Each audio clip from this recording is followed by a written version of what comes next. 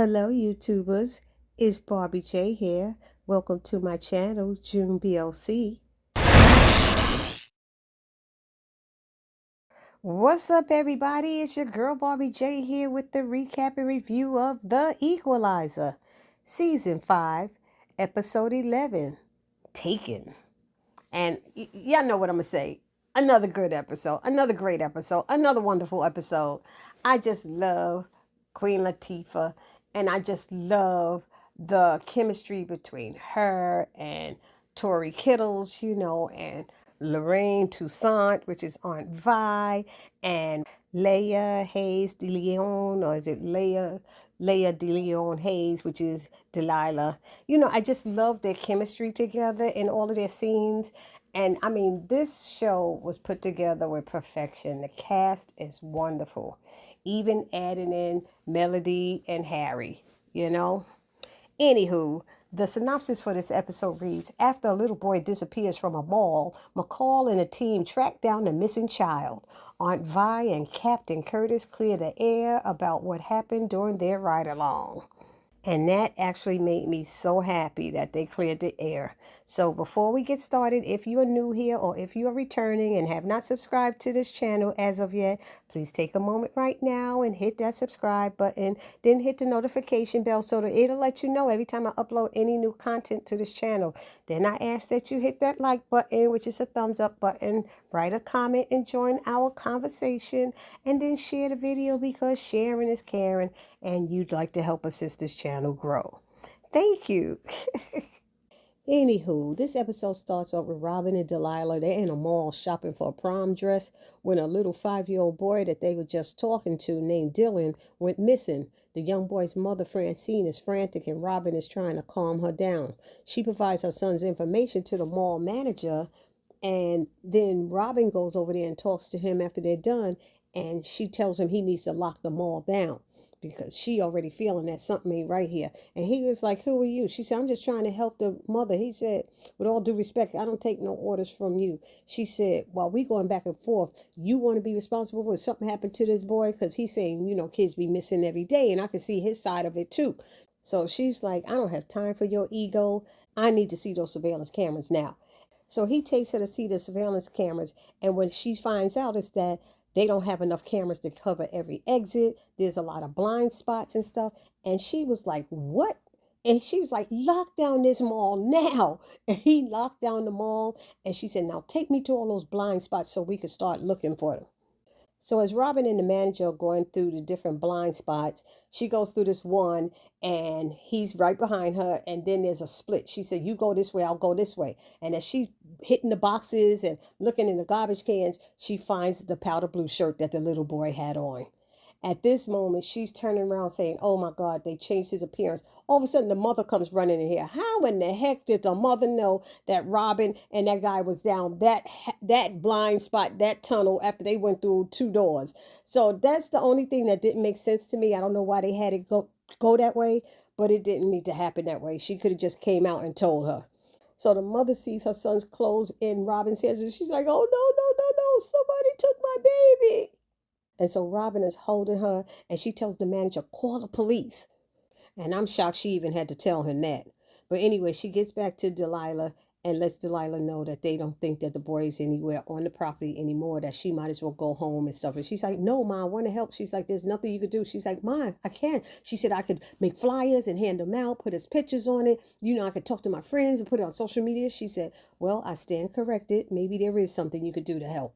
So Delilah leaves while the mother is sitting there saying, this is all my fault. Why did I should have never taken my eyes off of him. He didn't want to come to the mall in the first place. What kind of mother am I? And, Robin is like, don't do that to yourself. Don't do that. She said, I lost my daughter at the beach one day. She said it was the longest 20 minutes of her life. And shoot, at the beach, she could have been in the water. You know what I mean? So anyway, while this is all going on, we see Captain Curtis. He comes by to talk to Viola to explain himself because he didn't like the way things had ended between him and Viola after that ride along that she went on with him. Oh, I think it's about a week ago now or something. So Captain Curtis explained things to her from his perspective, but she didn't like what he had to say. And she was like, that young kid was scared and this, and I don't blame him. And you did this and you did that. And she said, he's a young man with a target on his back. And Captain Curtis said, I have a target on my back as well. Every time I put on this uniform and wear this badge, I'm a target. He said, and when I take off my uniform, I'm a target as well. And she said, yeah, but you could always flash your badge. She said, these young black men out here, they don't have a badge to flash. And he said, you don't think that bothers me too? He said, that's the part of the job that I don't like. I hate that part of the job. So he was trying to explain it. He said, I get called Uncle Tom and all kind of stuff. He said, because of that. He said, but that's the job I signed up for. And he said if it happened again, he would do things the same way because he has to do things by the book. Because in his line of work, he is guilty until proven innocent. So that's what he said to her. And while they were going back and forth, because Aunt Vi thought it was a bad idea now, they wasn't getting along. And then the next thing you know, Dee came home. And Aunt Vi was like, what are you doing home already? And she told them what happened at the mall. And so Captain Curtis said, well, let me call the precinct. Aunt Vi was offering to help, and she's like, no, I don't call my friends. I'm just getting my laptop so I can make some flyers and go run back out. So Captain Curtis said, well, he don't want to sit around. He's going to go get in his car and start driving around, looking around.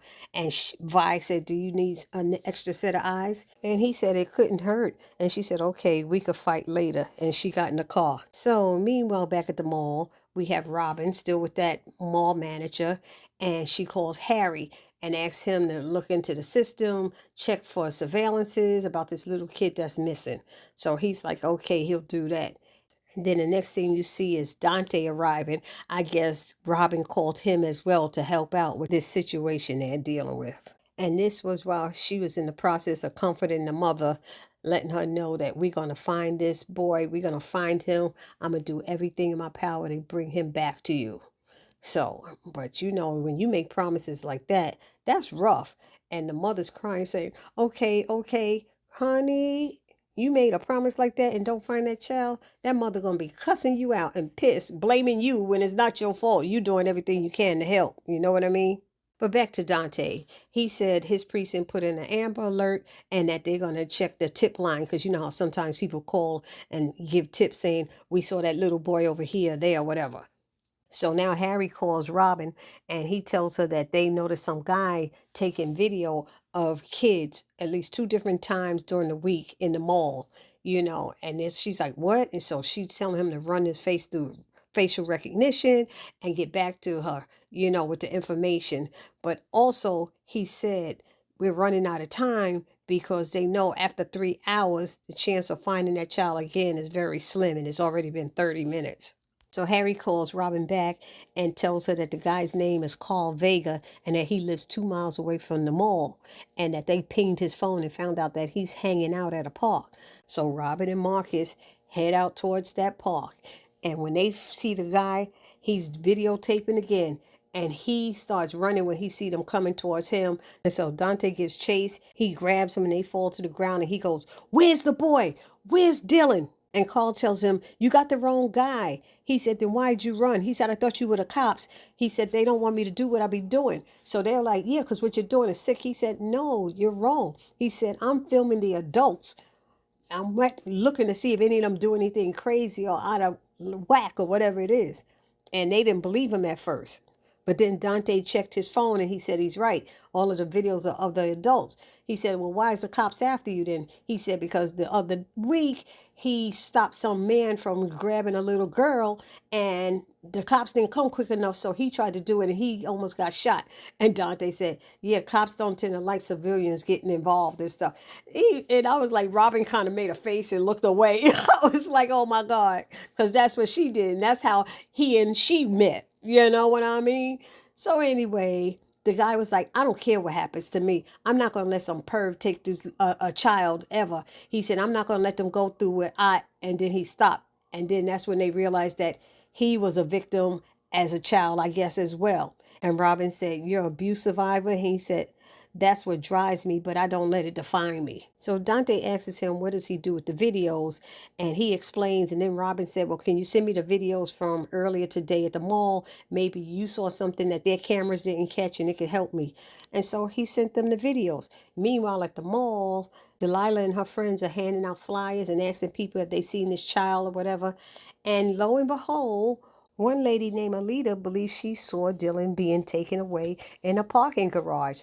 So Delilah calls her mom, and Robin rushes over there to the mall. And Alita tells her she didn't think much of it when she saw the couple with the little boy crying. She said because kids crying all the time at the mall, you know. But she did notice the car. Robin was asking her questions, but she did say she noticed the car was like silver and it was parked in a handicap spot, but they didn't look like they qualified for handicap because they were walking just fine. So Robin asked her what time about was it, and she said she'll check her parking receipt. And so Robin told her to give it to Dee and told Dee take a picture of it and send it to Harry when she gets it because she wants to go over there and check on the mother again. And before she left, she said, Dee, I'm proud of you. See, Dee helped. And this little piece of information that she's getting might just be what brings little Dylan back home. So Robin calls Harry and lets him know that they have a description of the car and that Dee's going to send him a copy of a receipt with the timestamp, approximately timestamp that car was there so he could do surveillance because, you know, they take a picture of your license plate coming in and out of that parking garage. And Mel says to Harry, this might be the break that we need. So now we back with Aunt Vi and Detective Curtis in the car together. And so he admits that he doesn't always get it right, but he is trying to bridge the gap. And Aunt Vi said maybe she's being too hard on him. And he says he likes how she keeps him on his toes. And they started laughing. And so she explains to him why she thinks she reacted so strongly to that situation. And she tells him a story about her brother, which happens to be Robin's father. So Captain Curtis said he sounds like he was a good man. And Vi said he was the best. And she said he passed some of his good qualities on to his daughter. And she said, some of his good qualities I see in you, telling Captain Curtis. And then he smiles and they start holding hands while driving in the car together. I said, uh-oh. So we have Robin going over to Francine because the police officer is trying to get her to go to the precinct, but she don't want to leave the mall. And Robin has to tell her that Dylan is no longer in the mall. She understands what she's going through. She probably feel the same way. She said, but go with this police officer to the precinct. She said, I'll have my daughter go with you. So she told Dee to go with the lady and stay with her at the precinct. So then Harry called and said he got information on that silver sedan or whatever it was with the handicap plates. And while they're talking, Dante called saying they got a hit on that bolo and that somebody saw that silver sedan heading towards on the east side or something like that. He said, but it's all the way across town for him, so it's too far for him. Robin said, it's not too far for me. Mel said, I'll meet you there. And they started tracking that car. And then Robin and Mel caught up with him, blocked them, pulled the husband and wife out because it was a husband and wife team, threw them up against the wall, and found out them fools sold that little boy for $3,000. And she said, give me the receipt you got on the money or whatever. We want to look for fingerprints on the money. And they were like, we spent it all. She said, y'all spent $3,000 in a half an hour or whatever. They're a bunch of crackheads. That's what they was. Junkies, druggies, whatever. Y'all sold a human life for $3,000. So Robin asked him, is that the phone you called the guy on? And she wanted him to get the guy to come back. And he said, I don't know. I forgot what excuse he made. Like he didn't have the number. He said he was just told to meet him in the alley and he'd be wearing a blue baseball cap. And Robin promised him that if something happened to that kid, she going to make sure the same things happen to his behind. And so Mel called Dante to have the police come and pick up them too. They handcuffed them. So now we see Mel, Harry, and Robin in the back cave. They're at a dead end, but they're trying to figure it out. And then Harry talked about something he read about predators hunting close to their homes. And they're pinpointing where the couple met with the guy. And he's doing a radius of like 2-3 miles or something like that. And they're trying to narrow it down. And then they said something about the blue baseball cap, which that man mentioned. And so they went through all the video that other guy gave him, Carl gave, and every picture that had a blue baseball cap, they said to they tried to do facial recognition on it. and it came up with these 4 people, and 2 of the people matched the description that the Buckleys gave them, which is the husband and wife.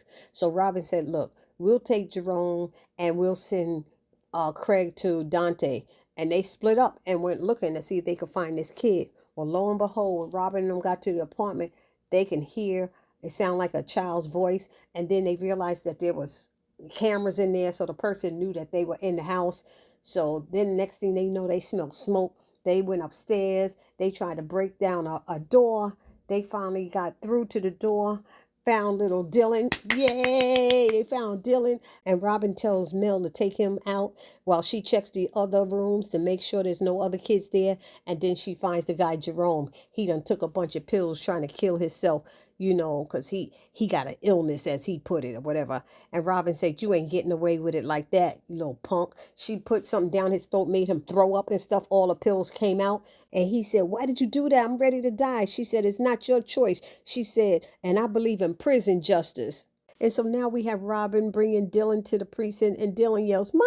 And she's like, my baby! And he runs into her arms, and she said, oh God, oh thank you God, oh thank you God. She was like, and she's thanking Robin and them, and she takes her son over there, touching him and just feeling him and looking at him. She's like, I'll never let you out of my sight again.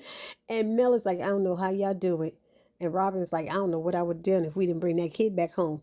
But she was like, how do you mothers put up with that? Worrying all the time. She said, even with a child self-sufficient like Dee, how do you stop worrying? She said, you don't. That's the price of admission, and it's so worth the ride. And I understand just what she means, because I have a child who has his own children, and I still worry about him.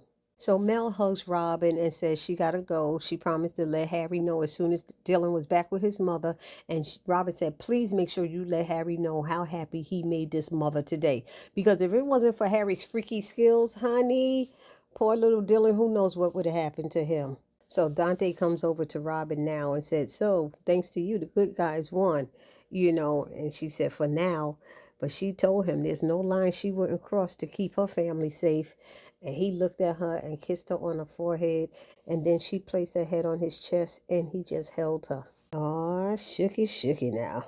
So Robin gets home and she tells Dee that Dylan's mom really appreciated what she did to help. And she told Robin that she has an amazing daughter. And Robin said she's right. And Dee says, can I remind you of that the next time I do something stupid like taking your car out? And Robin said, nope. And I said, I know that's right. And so Robin hugs her and told her, I want you to know that no matter how old you get, you'll always be my baby girl, and I'll be here to protect you. So then they hear the front door and they see police lights, and they're like, what's going on? And Dee's like, oh, Vi, did you get yourself arrested? And she said, no. She said, once we found out that young boy was okay, we figured it was a reason for celebration. So Captain Curtis took me for a spin in his cruiser. And Dee is like, joyriding at your age? She said, joyriding is not just for the young, it's for the young at heart. And she said, he even let me play with his lights to make sure they're working. And Dee said, oh, I hope that's not a euphemism. And Robin elbowed her and stuff. I was like, this is too funny. So she sits down and tells them that she and Captain Curtis reached an understanding about the incident that happened last week with that young man, and that they're going to give their friendship another try. And they're like, oh, that's great, Aunt Vi. And she said, relationships are cool, but nothing beats what we have right here, right now. We're fam. And then they all reach out their hands to touch, and they're telling each other that they love them. So that's how it ended. I thought this was another wonderful episode as always. Y'all put it down in the comment section what y'all thought about this episode. You can't say you didn't like it. There was only that one thing that didn't make sense that I pointed out to y'all earlier. But I will see you all in the next video. Please do not forget to subscribe, like, comment, and share to this channel. Peace.